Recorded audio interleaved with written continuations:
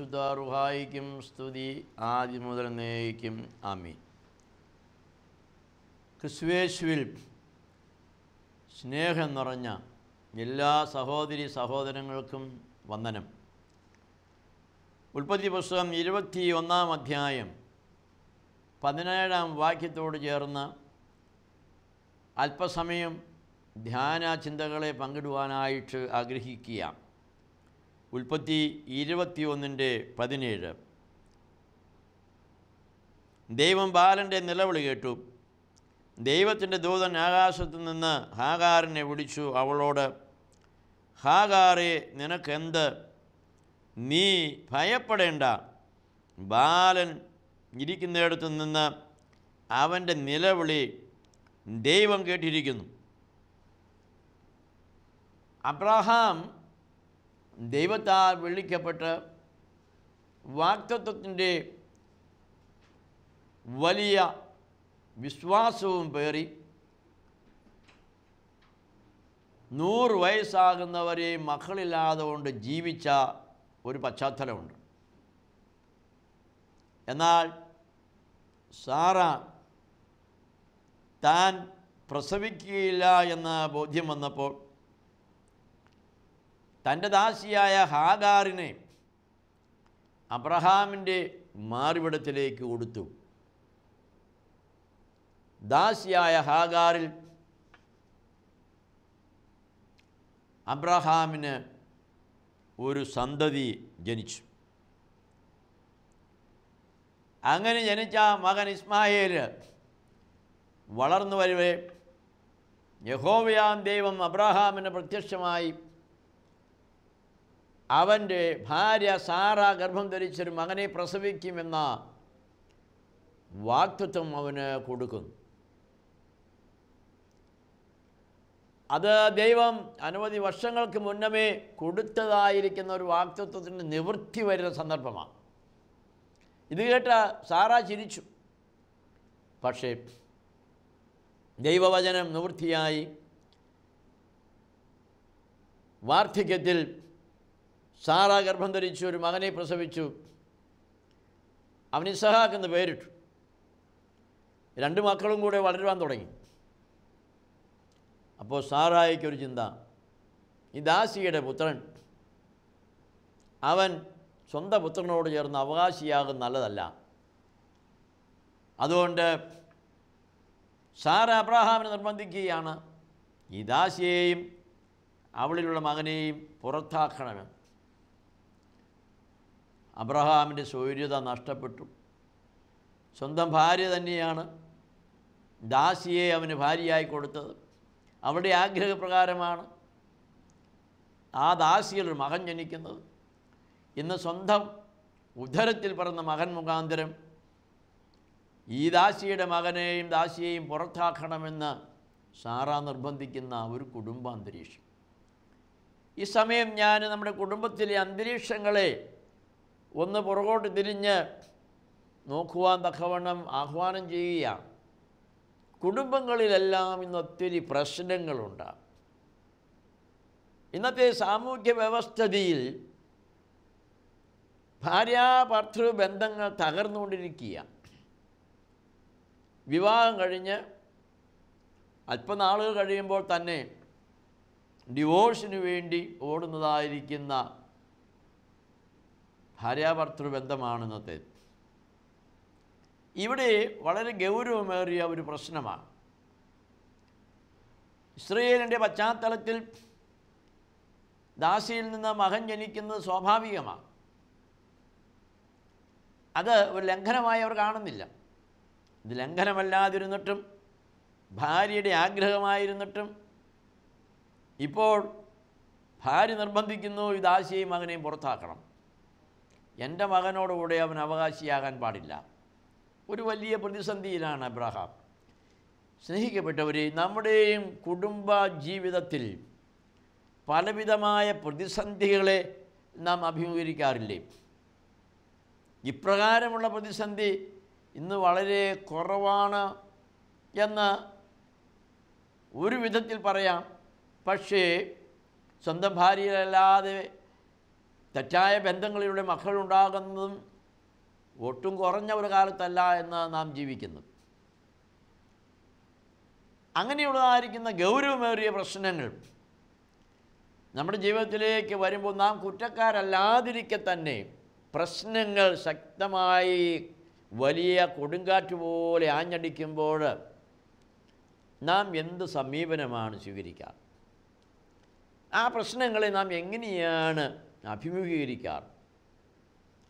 അവിടെ നമ്മുടെ കുറ്റമില്ലായ്മയെക്കുറിച്ച് നാം എങ്ങനെയാണ് സംസാരിക്കാറ്? ഈ ഭാഗം നാം ശ്രദ്ധിക്കുമ്പോൾ അബ്രഹാമും സാറയുമായി ഒരു ഭിന്നതയും ഇത് മുഖാന്തരം ഉണ്ടാകുന്നില്ല. കുടുംബജീവിതത്തിൽ പ്രശ്നങ്ങൾ വന്നപ്പോൾ സ്വന്തം ഭാര്യ ശക്തമായി എതിരിട്ട് നിൽക്കുമ്പോൾ വിശ്വാസവീരനായ അബ്രഹാം തൻ്റെ ദൈവമായ യഹോവയുടെ സന്നിധിയിൽ മുട്ടുകൾ മടക്കി ആ ദൈവത്തോട് ചോദിക്കുകയാണ്, എൻ്റെ ദൈവമേ, സാറ എന്നോട് ചെയ്യുവാൻ പറയുന്ന ഈ കാര്യം ചെയ്യുവാൻ എനിക്ക് എങ്ങനെ സാധിക്കും? ഞാൻ എന്തു ചെയ്യണം? ദൈവസന്നിധിയിൽ അവൻ ആലോചനയായി മുട്ടുകുത്തി.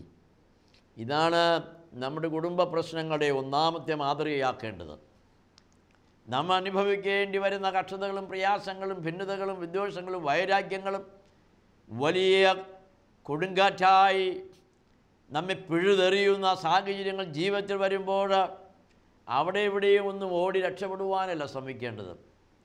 നിൻ്റെ ദൈവമായ യഹോവയുടെ സന്നിധിയിൽ, ജീവനുള്ള ദൈവത്തിൻ്റെ സന്നിധിയിൽ മുട്ടുമടക്കിക്കൊണ്ട് നിൻ്റെ ദൈവത്തോട് നീ ആലോചന ചോദിക്കണം. ഞാൻ എന്താണ് ചെയ്യേണ്ടത് എന്ന് ചോദിക്കണം. പലപ്പോഴും നമ്മുടെ പ്രശ്നങ്ങളുടെ പരിഹാരം വരാതിരിക്കുന്നത് ഈ ദൈവത്തോട് പ്രശ്നങ്ങളെ പരിഹരിക്കുന്നതിനുള്ള ആലോചനയ്ക്ക് തയ്യാറാകാതിരിക്കുന്നുകൊണ്ടാണ്. എലീശ പ്രവാചകൻ്റെ അടുക്കൽ കടബാധ്യത മുഖാന്തരം രണ്ടാമക്കളെയും അടിമകളായി പിടിച്ചുകൊണ്ട് പോകുവാൻ തക്കവണ്ണം കടക്കാർ ശ്രമിച്ച സന്ദർഭത്തിൽ വിധവയായ സ്ത്രീ പ്രവാചകൻ്റെ അടുക്കൽ ചെന്ന് കാര്യം പറഞ്ഞു. ഓരോ സന്ദർഭത്തിലും പ്രവാചകൻ ഓരോ മറുപടി കൊടുക്കും. ആ വിധവയും മക്കളും അപ്രകാരം ചെയ്തു. ചുരുക്കി പറയുകയാണ്.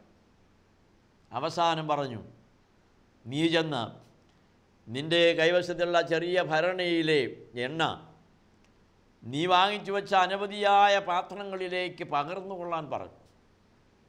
അവൾ ചെന്നു അമ്മയും മക്കളും കൂടെ ആ കൊച്ചു ഭരണിയിലെ എണ്ണ ആ ഗ്രാമത്തിലുള്ള മുഴുവൻ പാത്രങ്ങളും ശേഖരിച്ച് വെച്ചിട്ട് അതിലേക്ക് ഒഴിക്കുകയാണ്.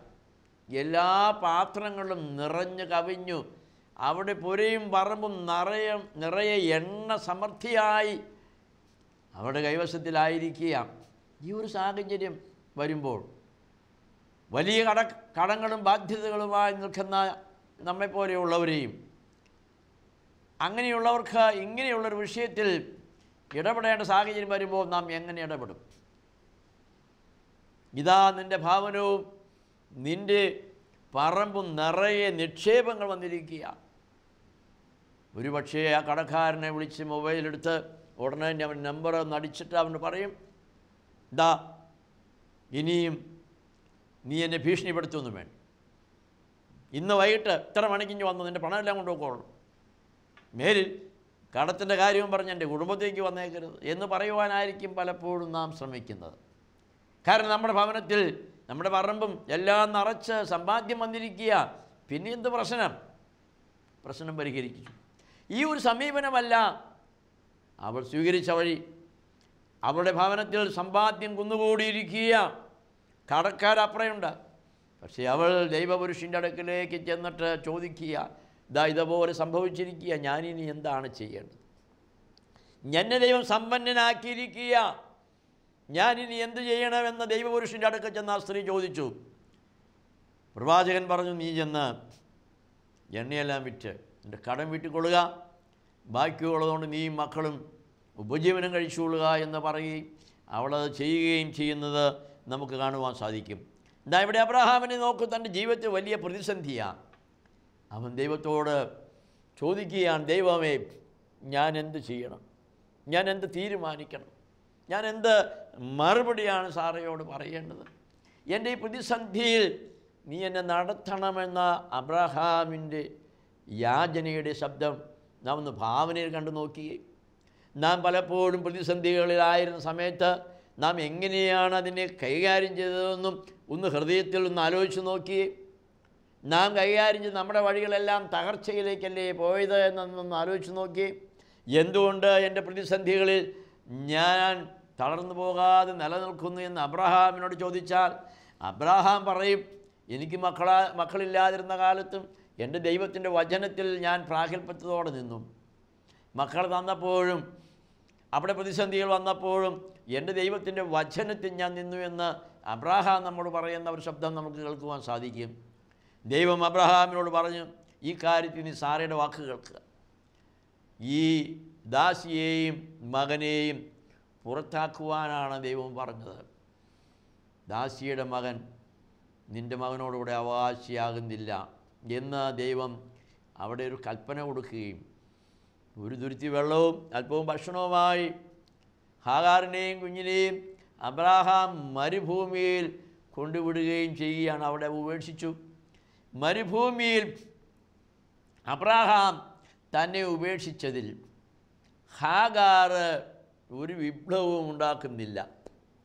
ഇന്നത്തെ സമൂഹത്തിൽ നമുക്കറിയാം, അങ്ങനെ ഒരു ഭർത്താവ് ചെയ്താൽ, അല്ലെങ്കിൽ താൻ സ്നേഹിച്ച് തൻ്റെ ഉദരത്തിൽ ഒരു വ്യക്തിയുടെ കുഞ്ഞിനെ വഹിച്ച് പ്രസവിച്ച് വളർത്തുന്ന ഒരു സ്ത്രീക്ക് ഇപ്രകാരം സാഹചര്യത്തെ അഭിമുഖീകരിക്കേണ്ടി വന്നാൽ അവൾ ചെയ്യുവാൻ പോകുന്നത് അവൻ്റെ പടിക്കൽ നിരാഹാര സത്യാഗ്രഹം ഇരിക്കും.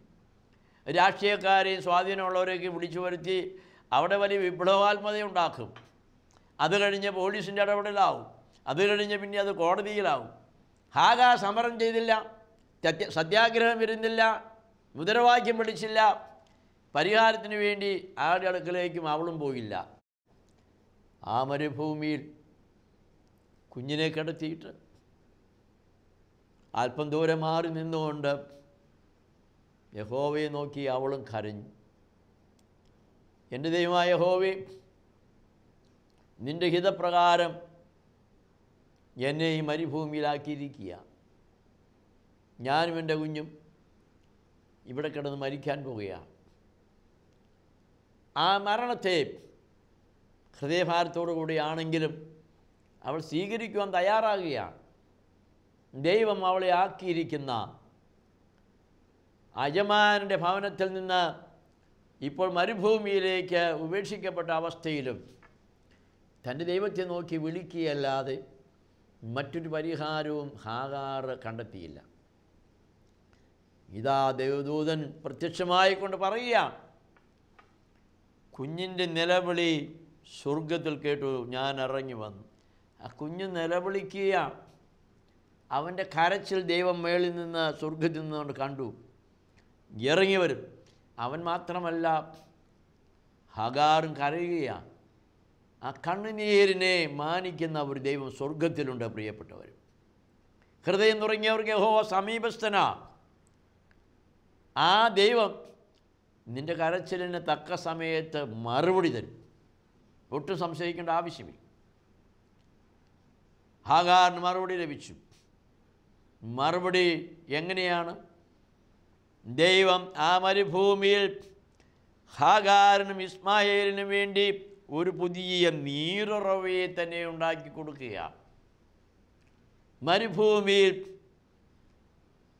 ജീവജലം തരുന്ന ഒരു ദൈവം, വറ്റിപ്പോകാത്ത ഉറവയായി മരുഭൂമിയിൽ നിന്നെ പോറ്റുവാൻ കഴിവുള്ളവനായ ഒരു ദൈവമുണ്ട് എന്ന് തിരിച്ചറിയണം. ഇസ്രായേൽ യാത്ര ചെയ്യുമ്പോൾ അഗ്നിപ്പാറ ലാഭ നിറഞ്ഞ പർവ്വതത്തിൻ്റെ ഉള്ളിൽ നിന്ന് ദാഹജലം കൊടുക്കുന്ന ദൈവമായ യഹോവ, അവിടെ ദൈവം അവർക്ക് കൊടുത്തതായിരിക്കുന്ന ആ ഉറവ അവർ യാത്രയോട് ചേർന്ന് ഒഴുകുന്ന അത്ഭുതകരമായിരിക്കുന്ന ഒരു ദൃശ്യമാണുള്ളത്. നമ്മെ സ്നേഹിക്കുന്ന ദൈവം, നമ്മെ കരുതുന്ന ദൈവം, സകല കഷ്ടങ്ങളിലും കൈവിടാതെ നമ്മെ പരിപാലിക്കുന്ന ഒരു ദൈവം തന്നെയാണ്. ഹാഗാറിനെ ദൈവം കൈവിടുകയില്ല. യജമാനത്തി പറഞ്ഞ ന്യായമായ കാര്യം കേട്ട് അവളെ പുറത്താക്കുവാൻ അബ്രഹാമിനോട് കൽപ്പിച്ച ദൈവം അവളെ നശിപ്പിക്കുവാനായിട്ടല്ല പുറത്താക്കുവാൻ പറഞ്ഞു. പലപ്പോഴും ദൈവം നമ്മെ ശിക്ഷിക്കുമ്പോൾ അത് നമ്മുടെ നാശത്തിനാണ് എന്ന് നാം നിരാശയോടെ ചിന്തിച്ചു പോകാറുണ്ട്.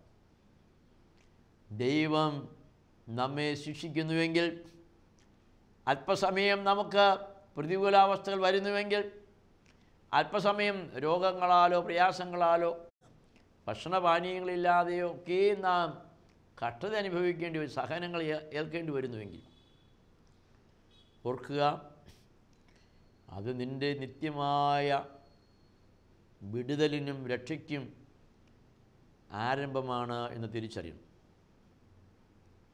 ഹാഗാർ മരുഭൂമിയിൽ ഉപേക്ഷിക്കപ്പെട്ടവളായി നശിക്കുവാനായിട്ടല്ല, ദൈവം അവളെ മരുഭൂമിയിൽ അത്ഭുതകരമായി സംരക്ഷിക്കുവാനായിട്ടാണ്.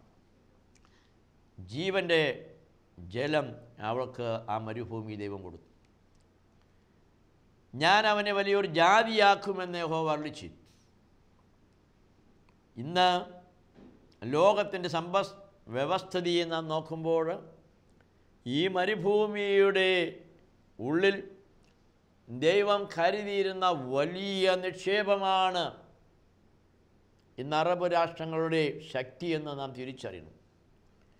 ഒരു വലിയ സമൂഹമാക്കുവാൻ സമ്പന്നതയുടെ ഒരു വലിയ നിക്ഷേപ ഭണ്ഡാരം ആ മരുഭൂമിയിൽ ദൈവം ഒരുക്കിയിരുന്നത് ഹാഗാറിന് വെളിപ്പെടുത്തി കൊടുത്ത ഒരു മർമ്മം തന്നെയാണ്.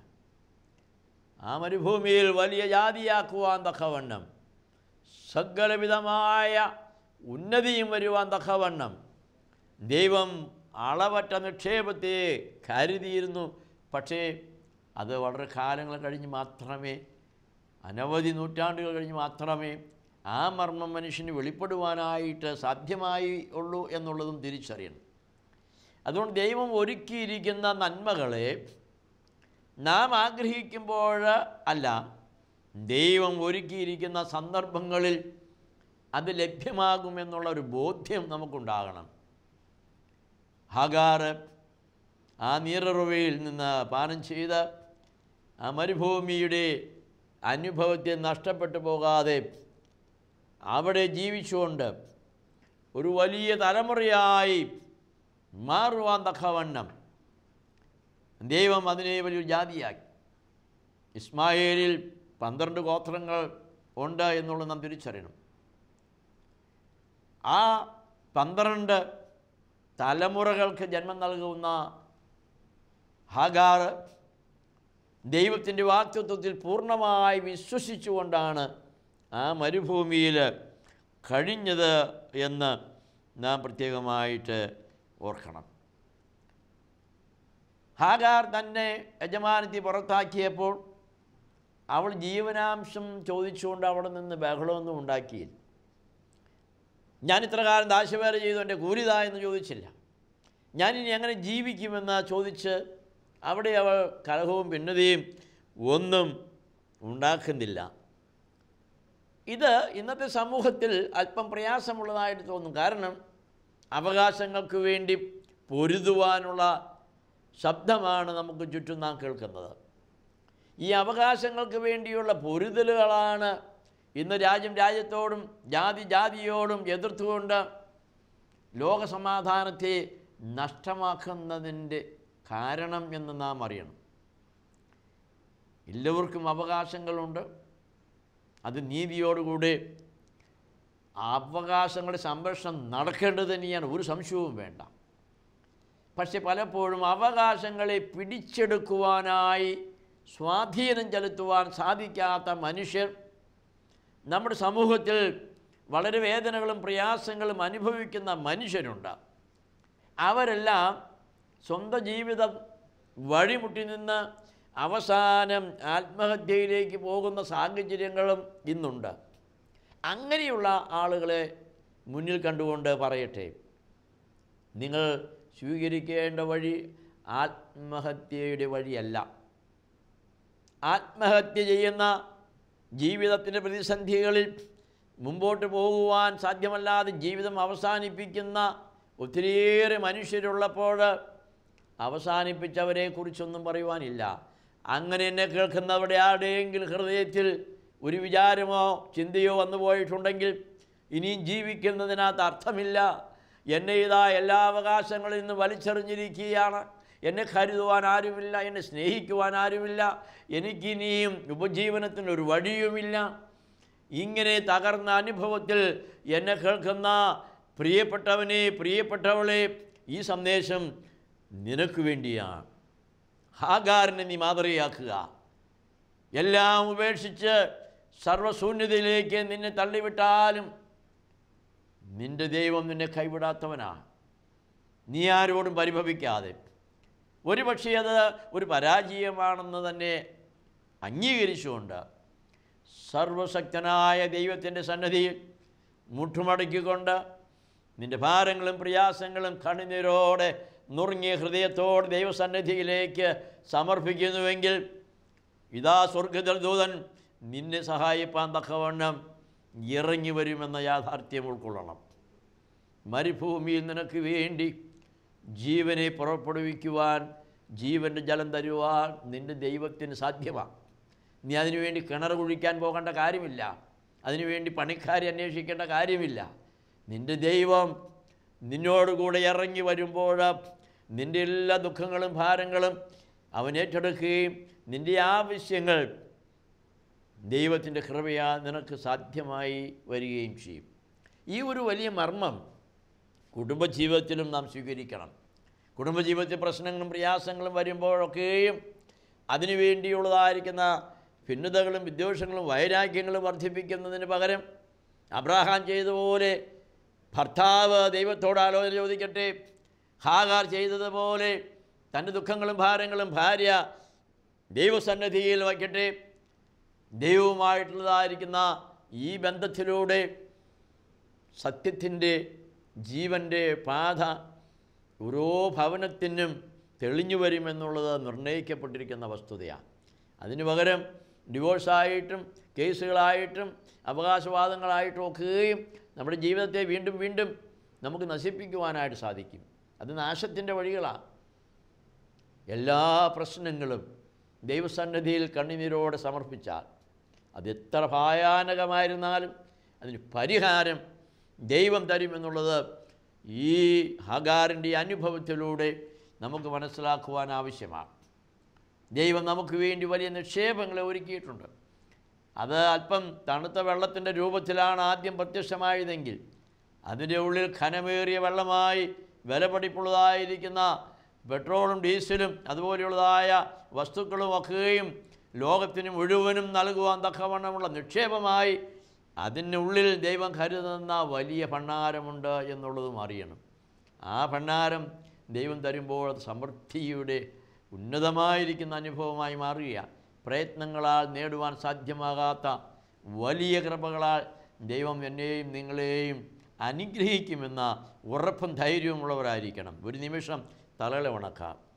കാരുണ്യവാന നിത്യനെ സ്വർഗീയ പിതാവേ, ഞങ്ങളുടെ കുടുംബ ബന്ധങ്ങളിലേക്കൊന്ന് തിരിഞ്ഞു നോക്കുവാൻ, പ്രശ്നങ്ങളും പ്രയാസങ്ങളും കലുഷിതമായി വരുമ്പോൾ കലഹങ്ങളും ഭിന്നതകളും കേസുകളും ഡിവോഴ്സിൻ്റെ നടപടികളുമായി തകർന്നുകൊണ്ടിരിക്കുന്ന ഞങ്ങളുടെ കുടുംബങ്ങൾ, പലപ്പോഴും പ്രശ്നങ്ങളുടെ നടുവിൽ രക്ഷപ്പെടുവാൻ മാർഗമില്ലാതെ ആത്മഹത്യയിലേക്ക് പോകുന്ന കുടുംബങ്ങൾ, കുടുംബമായി തന്നെ ആത്മഹത്യ നടത്തുന്ന അവസരങ്ങൾ, ഇതൊക്കെയും ഇന്ന് സമൂഹത്തിൽ ഏറി വരുന്ന ഒരു കാലഘട്ടത്തിലാണ്. ദൈവമേ, ഇതൊന്നുമല്ല പ്രശ്നങ്ങളുടെ പരിഹാരമാർഗമെന്ന് തിരിച്ചറിയുവാൻ നിൻ്റെ സന്നദ്ധിയിൽ ഭാരമുള്ള ഹൃദയത്തോട് താഴ്ത്തപ്പെട്ടിരുന്നുകൊണ്ടാണ് സ്വർഗത്തിലെ ദൈവം നൽകുന്ന പരിഹാരമാർഗം ശാശ്വതമാർഗമെന്ന് തിരിച്ചറിയുവാനുള്ള കൃപ ഞങ്ങൾക്ക് നൽകണമേ. അതുമാത്രം ഞങ്ങൾ അങ്ങേക്കും അങ്ങയുടെ പിതാവിനും പരിശുദ്ധാത്മാവിനും സ്തുതിയും സ്തോത്രവും കരയറ്റുന്നു, ഇപ്പോഴും എല്ലായ്പ്പോഴും എന്നേക്കും. ആമേൻ.